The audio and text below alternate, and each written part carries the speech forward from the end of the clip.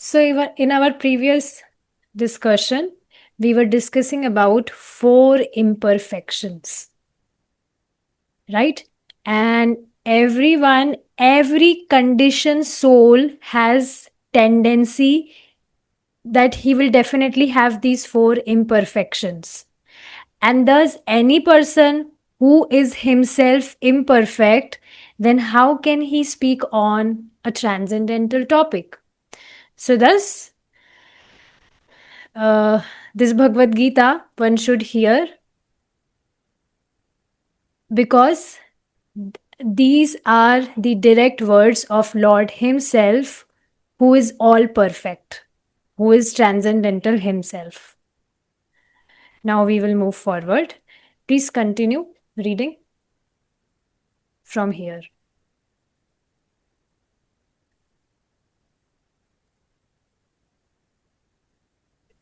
Vedic knowledge is not imparted by such defective living entities. It was imparted unto the heart of Brahma, the first created living being, and Brahma, in his turn, disseminated this knowledge to his sons and disciples as he originally received it from the Lord. The Lord is Purnam. Purnam. Purnam means Purnam. complete. All perfect, and there is no possibility of his becoming subjected to the laws of material nature. One should therefore be intelligent enough to know that the Lord is the original proprietor of everything in the universe, and that he is the original creator, the creator of Brahma. In the 11th chapter, the Lord is addressed as Prapitamana, because Brahma is addressed as Pitamaha, the grandfather, Pitamaha. Pitamaha. Pitamaha, the grandfather, and he is the creator of the grandfather. So no one should claim to be the proprietor of anything. One should accept only things set aside for him by the Lord as his quota for his maintenance. So, once the son of Lord Brahma, Narad Muni, he thought, he was assuming that his father, Lord Brahma, is the Supreme Personality. But later, he was little skeptical because he saw that Brahma, my father, he is also meditating. So, to whom is he meditating on? Because any person, if he is supreme, if he is complete, then he does not have to meditate on something or someone. But if he is also meditating, then definitely there is some other person who is supreme. So later he inquired from Lord Brahma himself and he got to know. Lord Brahma said that no, no, no, I am not Supreme Personality. Krishna is supreme. Lord Vishnu is Supreme Personality. And I meditate on him. So from that, he came to know that Lord Brahma is not supreme. Because Brahma is the creator, Krishna delegated this duty to Brahma. So many people assume that Brahma is Supreme Personality. But no, even the creator of Brahma is Krishna. He is the original creator. So Pitama means grandfather, and even the grandfather, the father of grandfather, that is Prapitama, is Krishna. Okay, please move forward now.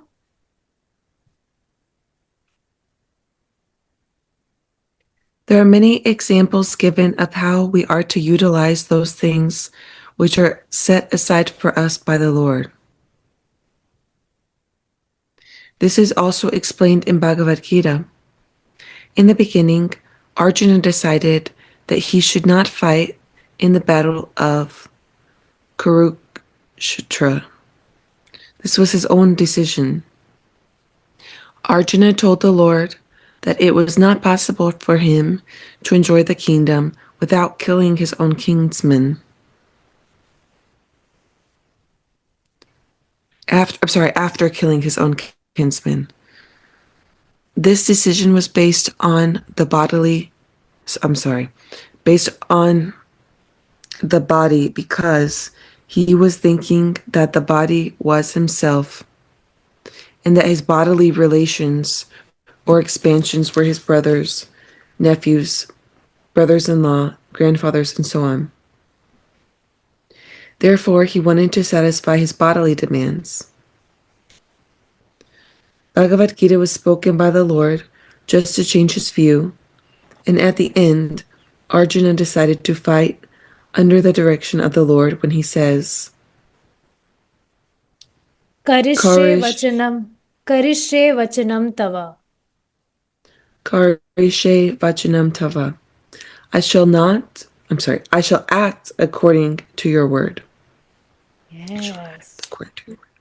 So you will see, although externally, if we talk about the case of Arjuna, then any person may think that, wow, Arjuna is so kind. He does not wish to fight, and he is so merciful, he's so kind.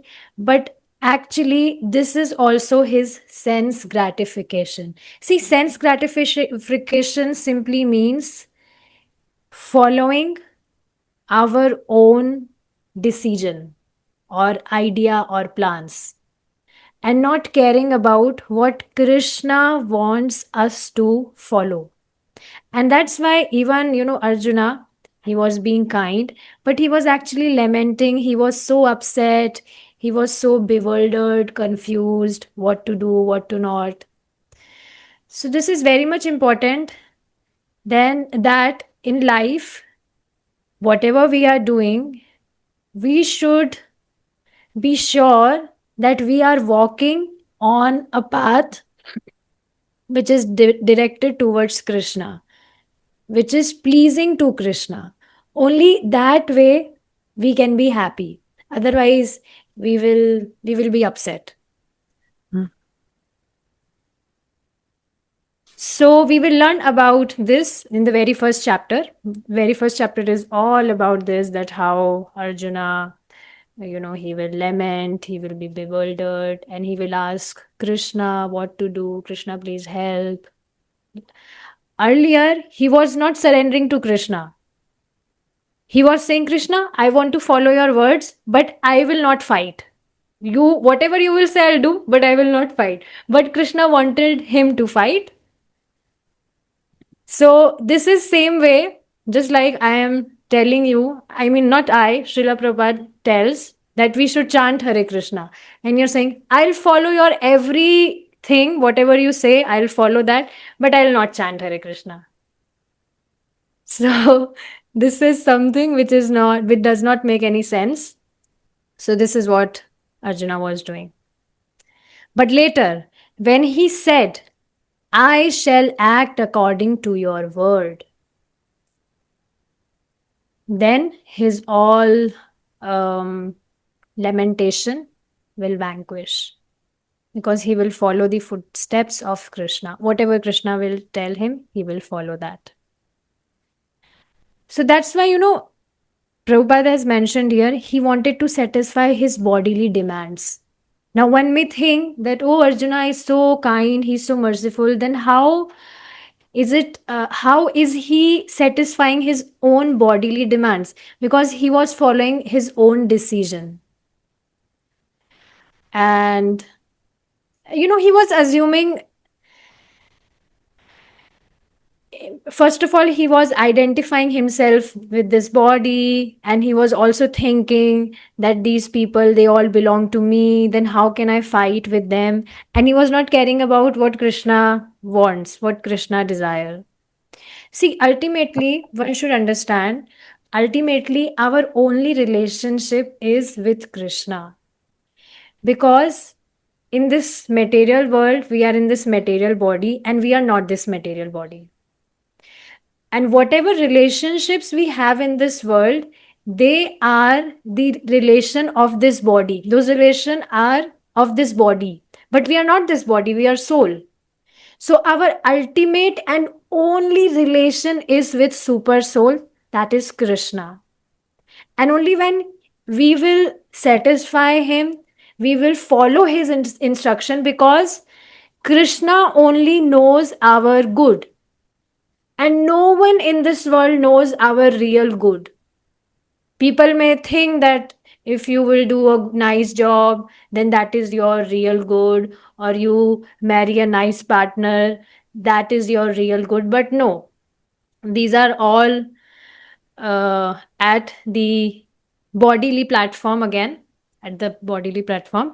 But ultimately, we are not this body, we are soul, and only super soul, Krishna, knows about our real good. And that's why he said this Bhagavad Gita for us. So, yes, move forward now. It's now next comes the little heavy paragraph. So, be ready, okay, to tolerate. Please read. In this world, men are not meant for quarreling like cats and dogs. Men must be intelligent to realize the importance of human life and refuse to act like ordinary animals. A human being should realize the aim of his life, and this direction is given in all Vedic literatures, and the essence is given in Bhagavad Gita. Vedic literature is meant for human beings, not for animals. Animals can kill other living animals, and there is no question of sin on their part. But if a man kills an animal for the satisfaction of his uncontrolled taste, he must be responsible for breaking the laws of nature. In the Bhagavad Gita, it is clearly explained that there are three kinds of activities according to the different modes of nature: the activities of goodness, of passion, and of ignorance. Similarly, there are three kinds of eatables also: eatables and goodness, passion, and ignorance. All of this is clearly described, and if we properly utilize the instructions of Bhagavad Gita, then our whole life will become purified, and ultimately we will be able to reach the destination which is beyond this material sky. Yes. Now, do you understand the meaning of this line? Let's see who can tell. Men must be intelligent to realize the importance of human life and refuse to act like ordinary animals. What does it mean to say ordinary animals? So, see, in Srimad Bhagavatam, it's mentioned that any person, even he got this human form of life, but he is not putting any efforts for self realization or for reestablishing his relationship with God, then he is simply an animal. And ordinary animals here means those human beings who are not putting any efforts, they are not doing anything for self realization. So they are simply, Prabhupada say, or not Prabhupada, it's mentioned in Srimad Bhagavatam, they are simply two legged animals. Usually, animals have four legs, but human beings have two. So, two legged animals. So now, when such harsh or heavy words being used in scriptures, it is to awaken our mind that, oh, what are we really doing? We got this human form of life and we are simply wasting it in, you know, making efforts for just material possessions. So these such heavy statements are meant to awaken our consciousness, our mind, that we should make efforts to invest more and more of our time in bhakti, because human life is meant for only this purpose. There is no any purpose of this human form of life. We have been taking so many births from eternal life, and we, like, in every birth we had parents, we had mother and father in every species every time, but we got the association of devotees in this life only. And Prabhupada says that let's just give this one life to Krishna. We have been eternally following our own mind, gratifying our own senses. Let's just give this one life to Krishna, only this one life. And you know what will happen? He will take us back to Him. Prabhupada says that it's not easy to get love of Godhead. Actually, it's impossible. And only Krishna can give His love. That's why Lord Chaitanya, who is Krishna himself, he came to distribute his love. But on that also, Prabhupada has given us a short method. That is, you chant 16 rounds of Mahamantra and follow 4 regulative principles. And this is enough to take us back to Godhead. No any other austerity. 16 rounds and 4 regulative principles. That's it. And it's really not a big prize. You won't believe, like, you already know how big endeavors people make, how big plans they make. They are making so much efforts in their material life. So 16 rounds and 4 regulative principles is nothing. If we get free from this material bondage, from this material suffering for always. Krishna says in Bhagavad Gita that any person, if he go back to him in spiritual world, then he will never come back in this material world.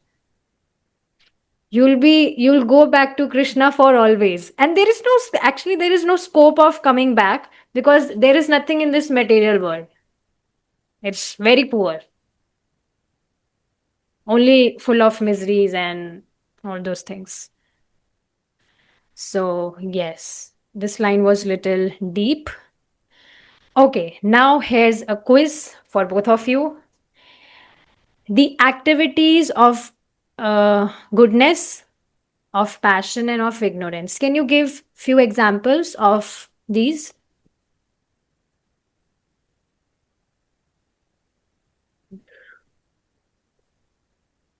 Eunice Mataji, would you like to try?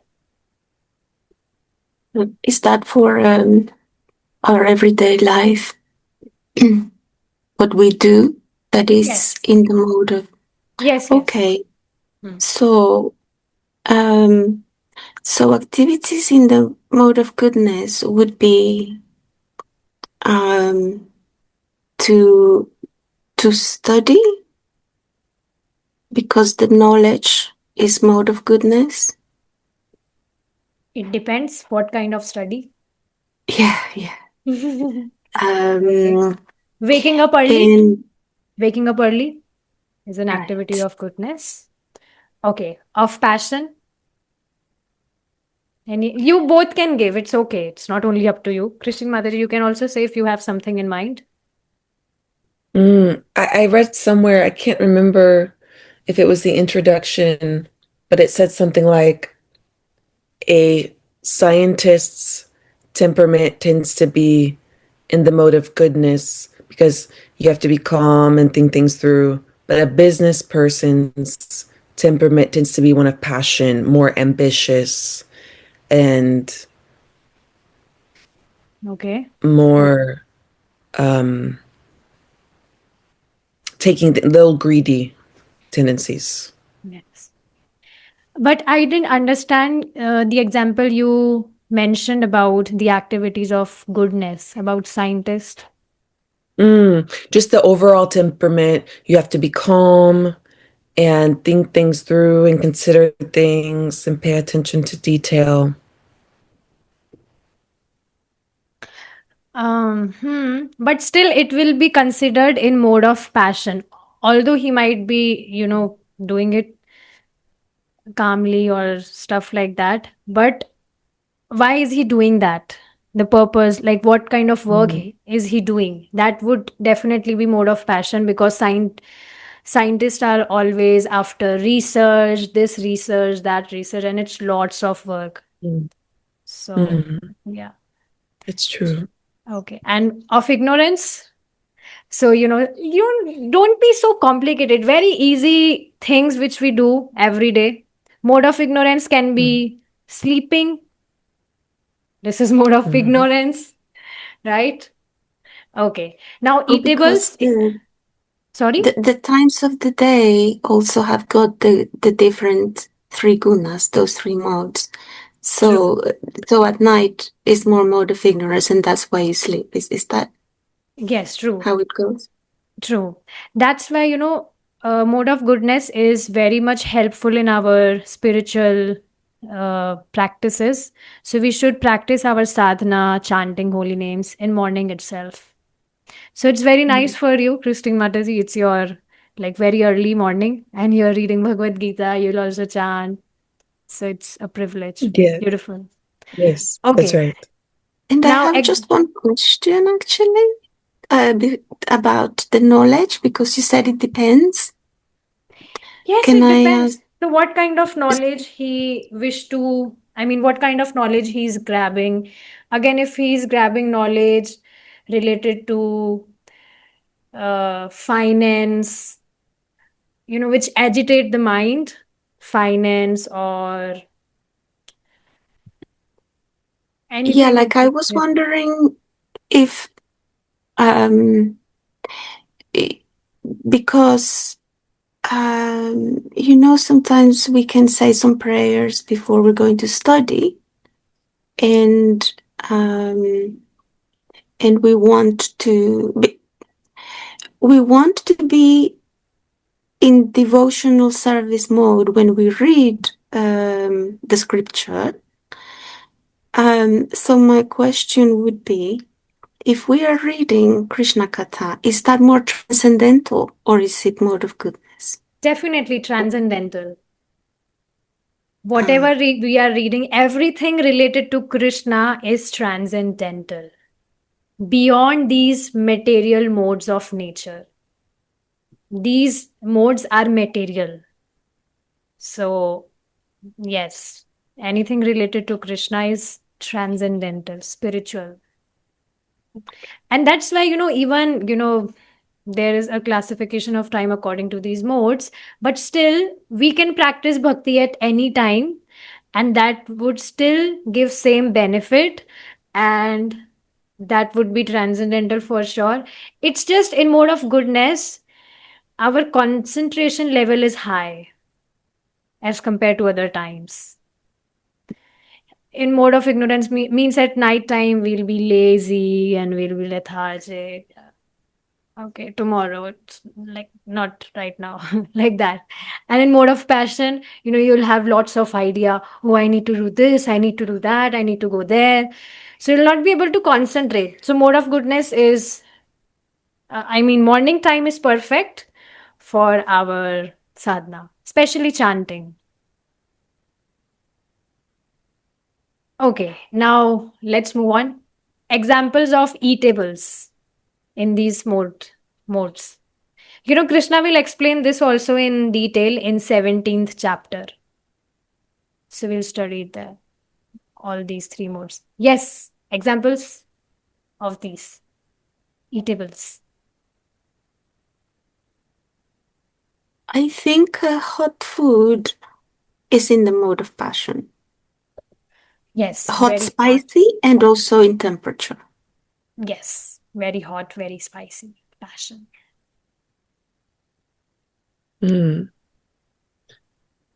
I think heavy foods like a cake would be ignorance. No, see, mode of ignorance means You have attended Sattvic movement workshops, and I was expecting nice answers from you. So see, in mode of ignorance, the food which is stale, right, which is pungent in nature, like onion garlic. That's why we avoid onion garlic. It's pungent in nature, and it's not good for our consciousness, right? See, it's so confusing for me because I thought onion and garlic was under passion. No, it's ignorance because it's pungent. Mm. Oh, I see. And Yeah, these categories are a bit difficult for me. I can see why Christine Mataji is thinking of cake because we can't have too much cake. Like it seems so, yes, indulgent. you cannot have too much cake. That would not be good. But cake is not ignorance, because same way, if even you are having fruits, even though fruits falls in category of goodness, but if you will eat lots of fruits, then that would also be not good. So like that. But yeah, cake is not ignorance, not an ignorance. Okay, so yes, goodness is clear. Food items which are more juicy, fresh, full of life, no dead food, living food, wholesome. So you already know. Okay, so nice. Hmm. So yes, see, but Prabhupada is saying all of this is clearly described, and if we properly utilize the instructions of Bhagavad Gita, then our whole life will become purified, and this is the purpose actually, to become more and more purified, because as more and more consciousness will get purified, we will be able to understand these topics more nicely. Because with contaminated consciousness, a person cannot understand such topics. It would be absurd for him. So, yes, purification is important to understand Krishna. So, actually, whatever process we are following, it is purifying our consciousness. It is making us capable so that we may understand Krishna. It is said that only one name of Krishna is enough to take you back to Him. But Krishna is making us, I'm not remembering the exact word. He's making us worthy, He's making us capable so that we may be. Suppose, see, you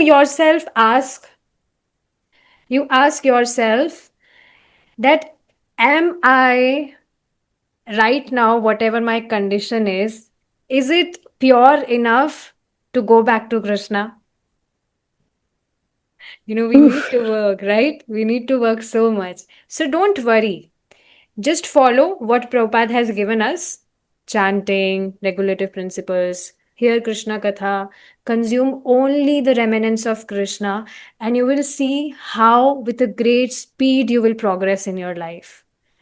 So, many people, even devotees, they kind of give this compliment that, wow, you are so young and you are so convinced, you are following so nicely.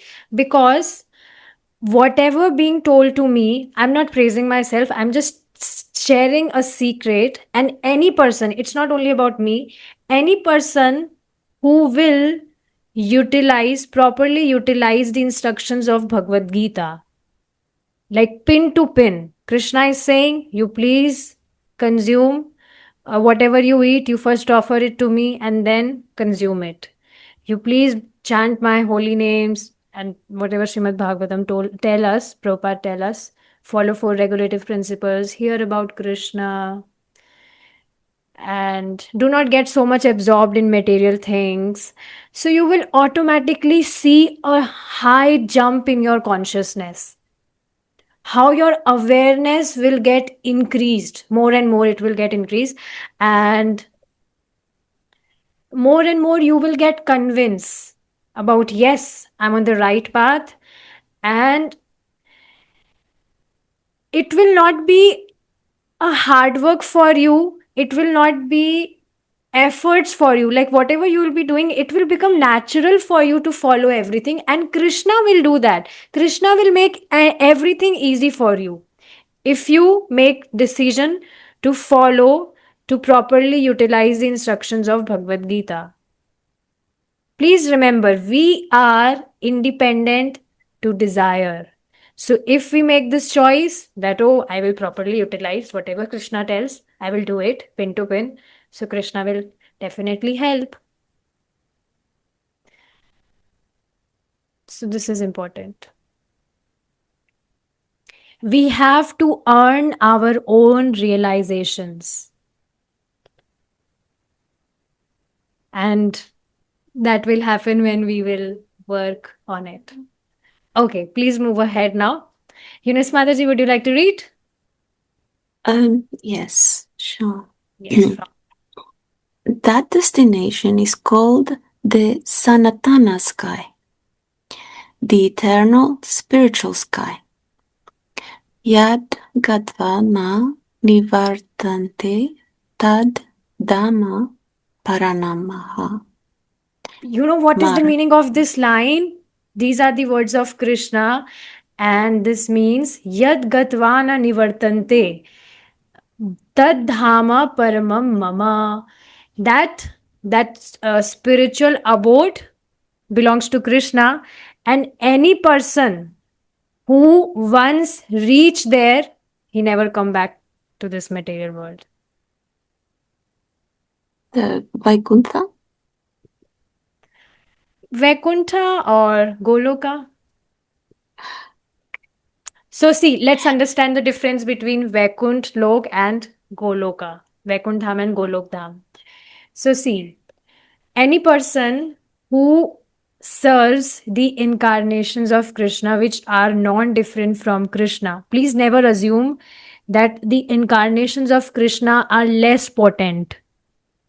No, they are Krishna only, but it's just there is a different of rasa. Only Krishna play flutes and Lord Vishnu will never play flute. Or Lord Narsimha, he will never put a peacock feather or play flute. No. It's just rasa means different mood. The different incarnations of Krishna have different moods. Just like Lord Narsinga Dev has different mood. You know already what is the mood of Narsinga Dev. It's like And protection. protection, yes, but he's very loving. He's very loving, no doubt. But like whatever pastime we hear, in that he was Ugra. Ugra means little. I mean, I don't know how to say that. Can you say a word? Fierce? Um, little aggressive. Yes, Yeah, that's it is. fierce. Yes. Isn't it? So like that. But that is only for the demons. That mood is only for the demons. He's always loving for his devotees. Just like you will see in a photo, or it's mentioned in Srimad Bhagavatam also. He was licking Prahlad with his tongue later. He was showing his love to him. He was hugging him and licking him.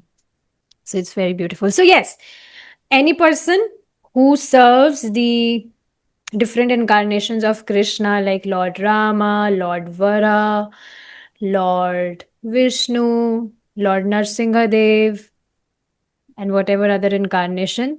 So they go back to Vaikuntha Dham.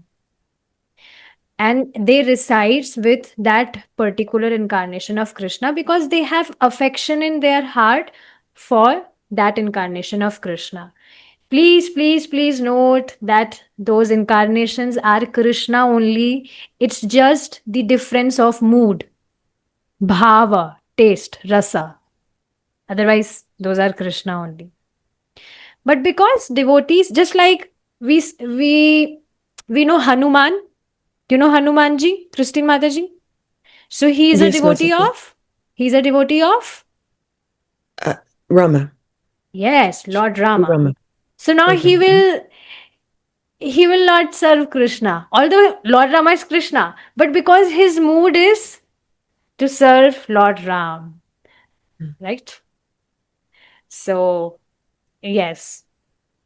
So this is the perfect example to understand that any devotee, because they also have different mood, and according like in whatever incarnation of Krishna they have attraction to, they serve them, and of course then they'll go back to that incarnation of Krishna, and they all resides in Vaikuntha. But Golok Bihari Krishna, Lord Krishna, stays in Goloka Dham, which is more intimate, if we say. See here, like with the other incarnations of Krishna, devotees have uh, Aishwarya Bhava. Aishwarya Bhava means that, oh, he's my Lord, I should pay obeisances to him. Here, devotees cannot hug. You know, any devotee of Lord Vishnu will never hug Lord Vishnu or Lord Narsimha. They will only, just like we see Hanuman, he will never hug Lord Rama, right? So they have Aishwarya Bhav that, oh, he's my Lord, he's great. But in Golok, devotees, they are also devotees, but they have more intimate relation. Oh, Krishna is my friend. You won't believe in Golok Dham, the friends of Krishna, they are also devoted to Krishna, but they will stand on the shoulder of Krishna, just like friends do. Or we heard a pastime where Madhu Mangal, a friend of Krishna, he threw flour on the face of Krishna and he ran. So like that. So here relationship is more intimate. Same relationship of parents, relationship of a lover. So in Golok Dham, devotees have more intimate relationship with Krishna. So here in Vaikunth Dham, no Ras Leela. Ras Leela means dancing with gopis and all those. So this is the difference. There is no difference. This is also spiritual world. Golok Dham is also spiritual world. But there is only a difference of mood, bhava. So I hope it's clear. So uh, okay, let's move ahead now. Where were we? So Mataji, so from what you're telling us, also I understand like we serve Sri Krishna, but he appears in any form he wants. Like Prahlad Maharaj, he was worshipping Vishnu, he was the father of the universe, and then when there was this situation, he appeared as Narasimhadev. So is that the Lord, also like when we were speaking about the earth, like the earth was in danger in the very long time ago, ages, and then he appeared as the incarnation of the board to rescue the earth, so, or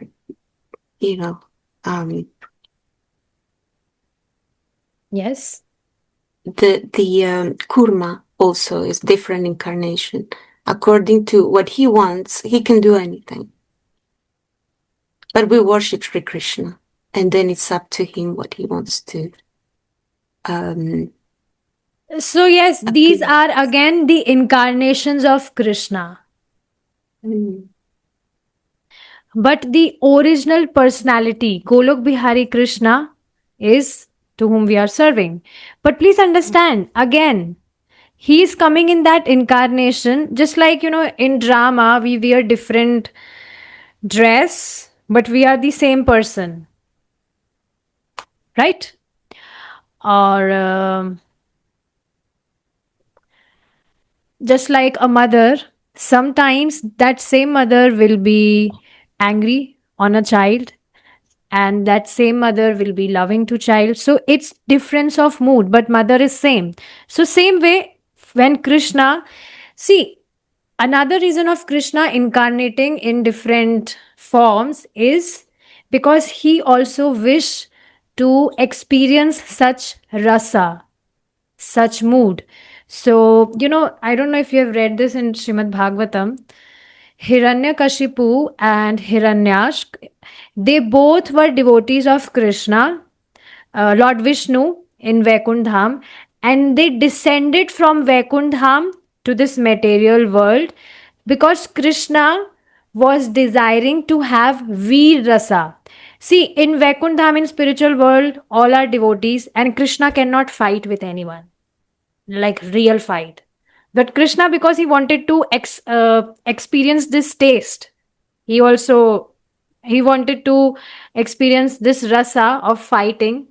So that's why uh, in Vaikuntha, those devotees were Jai Vijay, who incarnated here in this material world. Have you Trump heard? floating the idea of renaming. So you're telling us, in respect to his abode, where he lives, and I am telling and you this that thing. same Krishna, when he desired to experience different moods, so he expand himself in different incarnations so that he may do such pastimes. This is what I'm saying. Okay. So I hope your doubt is clear, or is there something in your mind? Yeah, no, I understand. Yeah, because what we're reading about the spiritual sky. So basically, see, That's please, one more time. I think you're not satisfied. Let me explain one more time. Are you attracted towards the loving mood of Krishna or that fighting mood of Krishna? Which he comes, like he takes those incarnation, you know, or are you confused? initially it was always baby Krishna for me, which is a playful and loving, but we take shelter of his lotus feet, and Yes. So although he you will made see, although we like all the incarnations, but we will Mhm. have inclination of on one incarnation Yeah. to whom we just want to serve. There would be. Yes, You'll have a different attraction for that particular form. yes, yes, definitely, yeah. And even age, because there's a Krishna in Vrindavan, and then he's in Dwarka, very different role. So some people are attracted more to this Yes. stage. Is that? Yes. Yes. But he's Krishna only, and mood is same, the intimate mood, and not Aishwarya Bhava. Aishwarya Bhava in the incarnations of Krishna. Okay, now let's move ahead. I hope you are satisfied now. Yes, thank you so much. Thank you, Perfect. Mataji. So we were after that the Sanskrit. In this material world, we find that everything is temporary. It comes into being, stays for some time, produces some byproducts, dwindles, and then vanishes. That is the law of the material world. Whether we use as an example this body or a piece of fruit or anything, But beyond this temporary world, there is another world of which we have information. That world consists of another nature, which is Sanatana, eternal. The Jiva is also described as Sanatana, eternal. And the Lord is also described as Sanatana in the 11th chapter. We have an intimate relationship with the Lord, and because we are all qualitatively one, the Sanatana Dharma or sky, the Sanatana Supreme Personality, and the Sanatana living entities, the whole purpose of Bhagavad Gita is to revive our Sanatana occupation, or Sanatana Dharma, which is the eternal occupation of the living entity. We are temporarily engaged in different activities, but all of these activities can be purified when we give up all these temporary activities and take up the activities which are prescribed by the Supreme Lord. That is called our pure life. Yes. So have you heard this word before, Sanatana? Well, like it says, the eternal. Yes, eternal. So, many people have misconceptions about this word also, especially in India. They say Sanatana Dharma as Hindu Dharma, but it's false. Sanatana means eternal, and Hindu Dharma is not eternal. It came like few thousand years back ago when people they were living at a place and they separated it. There was one river flowing in that place, and they said that any person, the people across the river will be Hindu people, and that's why they started calling them Hindu, and that's how Hindu Dharma came. But anyways, Sanatana Dharma is not Hindu Dharma. And people are so much confused about this, especially in India. They say Sanatana means Hindu Dharma, but it's not true. Sanatana means eternal, and eternal means timeless. So, our eternal, our Sanatana occupation is, what is our Sanatana occupation? Christine Mataji? Our To constitutional take up activities prescribed by the Lord? What is occupation? What is occupation? What keeps you busy? What occupies you? Okay. Yes. So our occupation is to Seva, the seva, service. service, because we are servant of Krishna.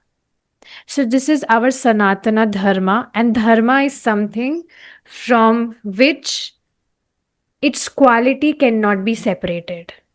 Just like sugar, we cannot separate its sweetness from sugar. Otherwise, it will not be sugar. So, same way, our constitutional status, our eternal status, we are eternal servants of Krishna, and this state cannot be, this dharma cannot be separated from us. And you can see this is very, very logical. You can see every person, he is serving one or other person in this world. So service attitude is there, but they are actually misusing this service attitude in service to the people of this material world.